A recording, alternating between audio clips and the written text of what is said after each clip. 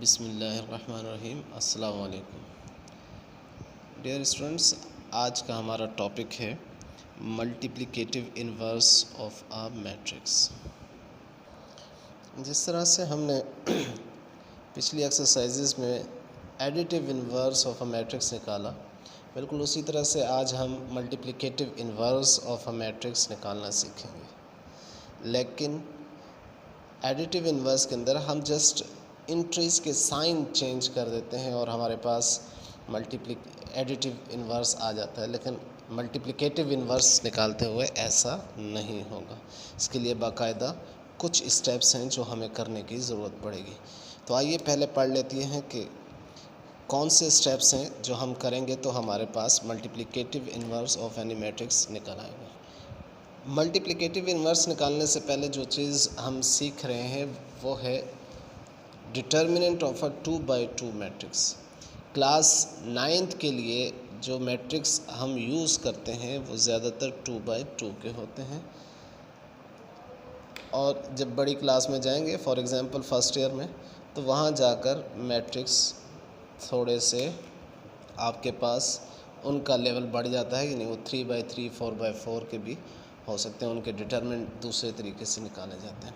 अब डिटर्मिनेंट है क्या चीज़? Determinant is a scalar value that can be computed from the elements of a square matrix. यानी जब हम किसी भी स्क्वायर मैट्रिक्स से स्केलर वैल्यू मालूम करते हैं, उसकी स्केलर वैल्यू मालूम करते हैं, तो वो आपके पास क्या कहलाती है? डिटर्मिनेंट। अब हम ये स्केलर वैल्यू किस तरह से मालूम कर सकते हैं, देख लेते हैं। फॉर एग्ज़ाम्पल हमारे पास एक मैट्रिक्स है A = A B C D, ये इसकी एंट्रीज़ हैं, और ये एक स्क्वायर मैट्रिक्स है। अब हम इस स्क्वायर मैट्रिक्स में डिटर्मिनेंट को किस तरह से डिफ़ाइन करते हैं, उसे लिखा किस तरह से जाता है? तो उसका तरीका ये है कि हम अपने इस मैट्रिक्स को डिटर्मिनेंट की फॉर्म में लिख लेते हैं। ये भी है इस तरह से भी, डेट A इस तरह से भी लिख सकते हैं, और मैट्रिक्स के जो एलिमेंट्स हैं उसको भी मॉडुलस की या एब्सोल्यूट वैल्यूज़ की फॉर्म में लिख लेंगे। ये तरीका है किसी भी स्क्वायर मैट्रिक्स को डिटर्मिनेंट की शक्ल में लिखने का। अब हम डिटर्मिनेंट किस तरह से मालूम करते हैं? तो देखिए, जो इसमें आपके पास ही इंट्रीज़ हैं, डायगोनल की इंट्रीज़ कहलाते हैं, और इन्हें हम प्रिंसिपल डायगोनल भी कहते हैं। यानी जहाँ से आपका मैट्रिक्स की एंट्री शुरू हो रही है और जहाँ मैट्रिक्स की एंट्री ख़त्म हो रही है, ये जो पहला डायगोनल है, इसके एलिमेंट्स को आपस में मल्टीप्लाई किया जाता है।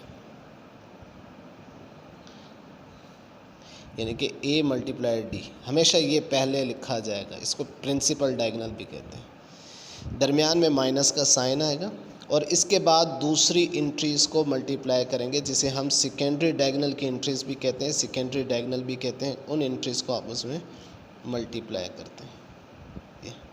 इसको सिंप्लीफाई कर लीजिए तो आपके पास वैल्यू आ जाएगी इस स्क्वायर मैट्रिक्स की। फॉर एग्ज़ाम्पल आपके पास एक मैट्रिक्स है B = 1 1 -2 और 3। इस मैट्रिक्स की आप डिटर्मिनेंट फाइंड करना चाहते हैं, देन इसका डिटर्मिनेंट क्या हो जाएगा? देन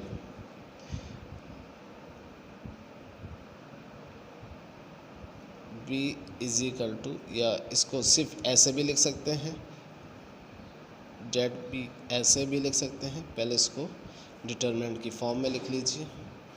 1 1 -2 3, ये डिटर्मिनेंट की फॉर्म आ गया। अब इसे सॉल्व कर लीजिए, तो प्रिंसिपल डायगोनल इसकी एंट्रीज आपस में मल्टीप्लाई होंगी, यानी कि 1 मल्टीप्लाई होगा 3 के साथ, माइनस, और फिर ये 1 मल्टीप्लाई होगा -2 के साथ, -2 के साथ, = 1 × 3 3, माइनस अंदर वाले माइनस से मल्टीप्लाई होगा, प्लस 1 × 2 2, आंसर आपके पास आ जाएगा 5। तो यहाँ डेट B की वैल्यू क्या आ गई आपके पास? = 5। ये इसका आंसर। बहुत ही आसान सवाल है, अब एक और एग्जांपल है आपके पास, सी एक और मैट्रिक्स है जिसकी एंट्रीज हैं 2, 3, 4, 6। हमें determinant of C find out करना है, तो हम अपने मैट्रिक्स को पहले डिटर्मिनेंट में डिफ़ाइन कर लेंगे, डिटर्मिनेंट की शक्ल में लिख लेंगे 2, 3, 4, 6। अब इसकी वैल्यू मालूम करनी है, तो हम जानते हैं कि प्रिंसिपल डायगोनल के एलिमेंट्स को पहले मल्टीप्लाई करेंगे, यानी कि 2 मल्टीप्लाई होगा 6 के साथ, दरमियान में माइनस का साइन आएगा, और फिर 3 मल्टीप्लाई होगा 4 के साथ।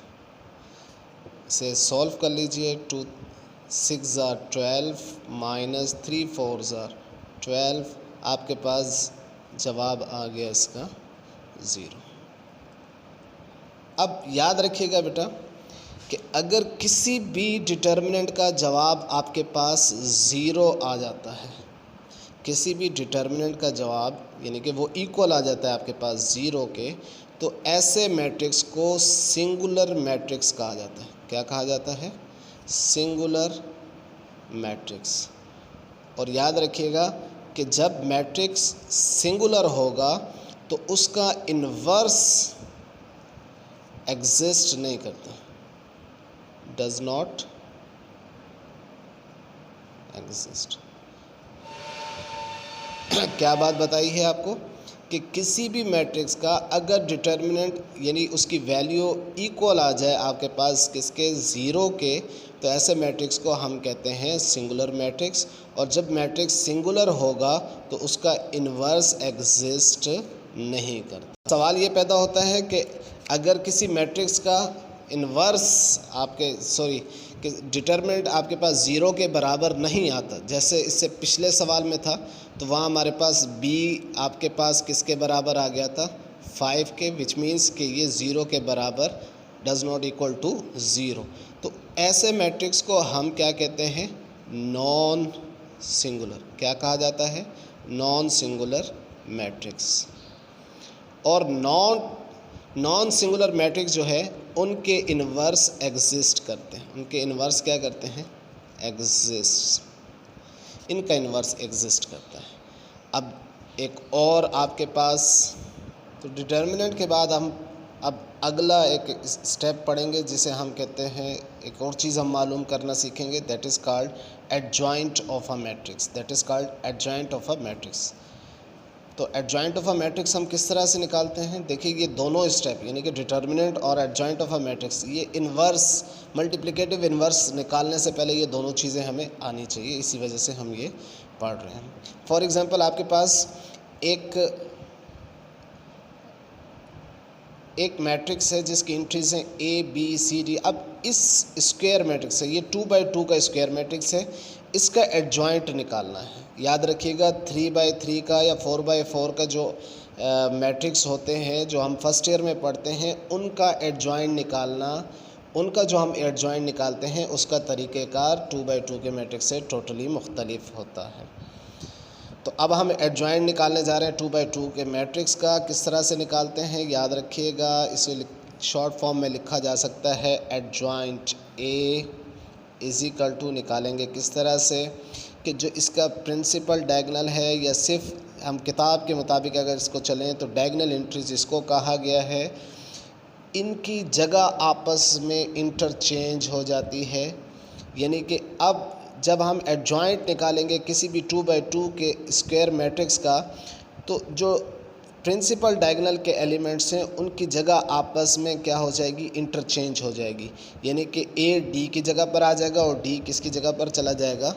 A की जगह पर, कुछ इस तरह से जी। और जो दूसरा डायगोनल है जिसे हम सेकेंडरी डायगोनल कह रहे हैं, तो सेकेंडरी डायगोनल के साइन चेंज हो जाएंगे। फॉर एग्जांपल अगर वो प्लस में है तो माइनस हो जाएगा, और अगर माइनस में है तो वो प्लस हो जाएगा। तो इस वक्त प्लस में है तो इसलिए दोनों एंट्रीज़ के जो साइन हैं वो मैंने चेंज कर लिए। इसे हम क्या कहते हैं? Adjoint of a matrix. एक एग्जांपल इसकी देख लेते। फॉर एग्जांपल आपके पास एक मैट्रिक्स B गिवन है जिसकी एंट्रीज़ हैं आपके पास 4 3 -3 2 1। अब हम क्या करते हैं कि इसका एडजॉइंट हमने निकालना है। एडजॉइंट ऑफ बी ये आपके पास इक्वल आ जाएगा, एडजॉइंट ऑफ बी आपके पास इक्वल आ जाएगा किसके, देखिए जो प्रिंसिपल डायगोनल के एलिमेंट्स हैं ये आपस में इंटरचेंज हो जाएंगे, मतलब 1 4 की जगह चला जाएगा और 4 1 की जगह, 1 एंड 4। पहले इनको चेंज कर लीजिए। अब जो सेकेंडरी डायगोनल की एंट्रीज़ हैं उनके साइन चेंज हो जाएंगे, यानी -3 हो जाएगा +3 और 2 हो जाएगा आपके पास -2। अब आज का हमारा टॉपिक था multiplicative inverse of A matrix. तो इसकी एक एग्जांपल कर लेते हैं, पहले देख लेते हैं। फर्ज कर लेते हैं लेट हमारे पास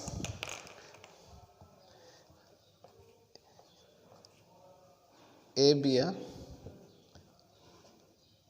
स्क्वायर मैट्रिक्स, देन इसका मल्टीप्लिकेटिव इन्वर्स क्या होगा, that will be equal to A inverse is equal to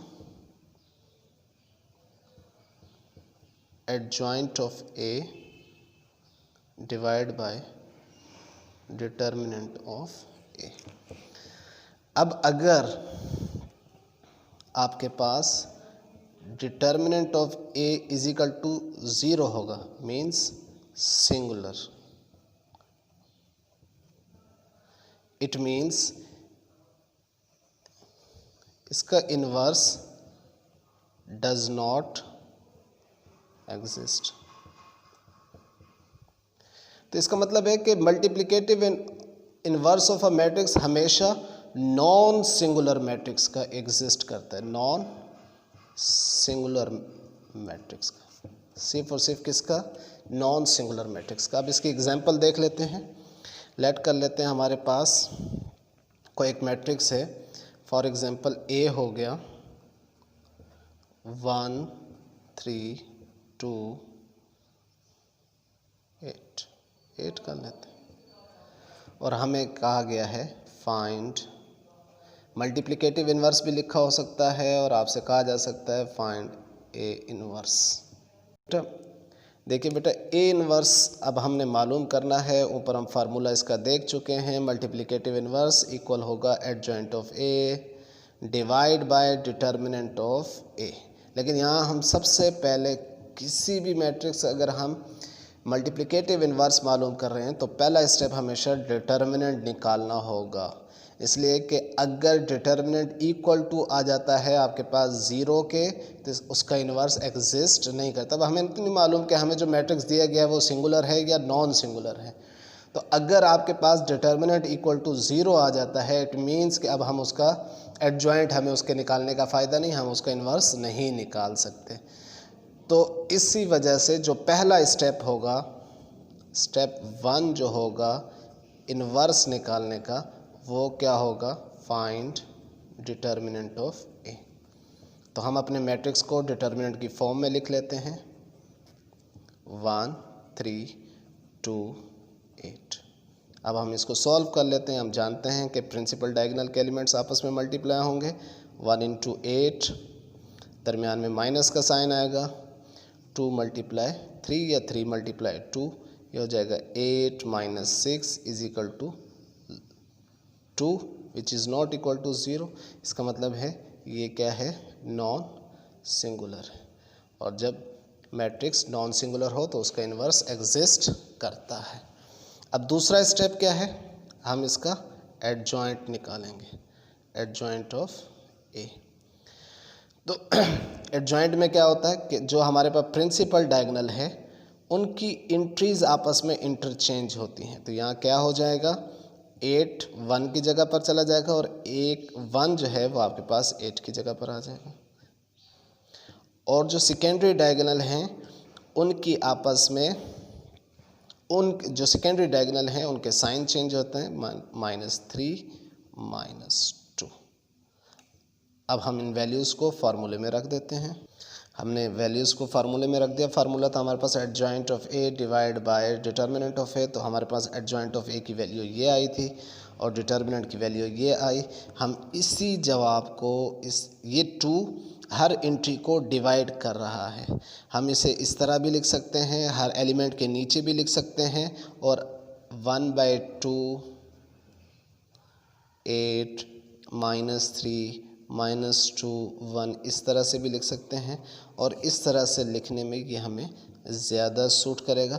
उसकी रीज़न अब आपको बता देता हूँ। आप चेक भी कर सकते हैं कि आपका जो इन्वर्स आया है, जो आंसर आया है मल्टीप्लिकेटिव इन्वर्स, क्या ठीक है या नहीं। तो उसके लिए हमें थोड़ी सी मल्टीप्लिकेशन करनी पड़ेगी, वो भी आपको सिखा देता हूँ। जब मैट्रिक्स ए को उसके इन्वर्स मैट्रिक्स से मल्टीप्लाई किया जाए तो हमेशा आपके पास आइडेंटिटी I4 आइडेंटिटी मैट्रिक्स आ जाएगा। या अगर ए इन्वर्स को भी ए के साथ मल्टीप्लाई किया जाए तो हर दो सूरत में जवाब आपके पास किस तरह से आना चाहिए, आइडेंटिटी मैट्रिक्स की सूरत में आना चाहिए। जैसे हम रैशनल नंबर में या रियल नंबर में पढ़ते हैं कि जब एक नंबर को उसके मल्टीप्लिकेटिव इन्वर्स से मल्टीप्लाई करते हैं तो आपके पास मल्टीप्लिकेटिव आइडेंटिटी यानी कि 1 आता है। तो अब आपके पास मल्टीप्लिकेटिव इन्वर्स को जब और मल्टीप्लाई कर रहे हैं मैट्रिक्स से, तो आपके पास आइडेंटिटी मैट्रिक्स आना चाहिए, यानी 1 0 0 1। चेक कर लेते हैं हम। अब मैं ए इन्वर्स मैट्रिक्स को ए मैट्रिक्स से मल्टीप्लाई करूंगा तो ये ए इन्वर्स की एंट्रीज़ हैं, ये ए मैट्रिक्स की। अब मल्टीप्लाई करेंगे, आप जानते हैं कि ये मल्टीप्लाई हो सकता है, 2/2 का मैट्रिक्स है, ये भी 2/2 का मैट्रिक्स है। रोज़ को कॉलम से मल्टीप्लाई करना है, बिल्कुल उसी तरह से जैसे हमने अपने पिछले लेक्चर में ये सीखा था मल्टीप्लिकेशन ऑफ मैट्रिसेस। तो उसी तरह से हम इसको मल्टीप्लाई करेंगे। एट द एंड हम इसको 1/2 से हर एंट्री को डिवाइड कर देंगे या मल्टीप्लाई कर देंगे। हमने इन्हें मल्टीप्लाई किया आपस में, और मल्टीप्लिकेशन के बाद हमने सिंप्लीफाई किया। आपके पास जो एंट्रीज़ बची 2 0 0 2। अब ये 1/2 को हर एंट्री से मल्टीप्लाई कर दें तो ये हो जाएगी 2/2। ज़ीरो के लिए लिखने की ज़रूरत नहीं है क्योंकि ज़ीरो से कोई भी चीज़ ज़ीरो को डिवाइड करेगी तो ज़ीरो ही रहेगी। यहाँ भी ज़ीरो और यहाँ 2/2। एट द एंड आपके पास जब आप इसको हल कर लेंगे जवाब आ जाएगा 1 0 0 1 which is equal to identity matrix. ये था आज का लेक्चर। उम्मीद है कि आपको समझ में आई, बात समझ आ गई होगी। घर पे खुद ट्राई कीजिए, जहाँ मसला हो आप कमेंट्स में पूछ सकते हैं। Thank you very much.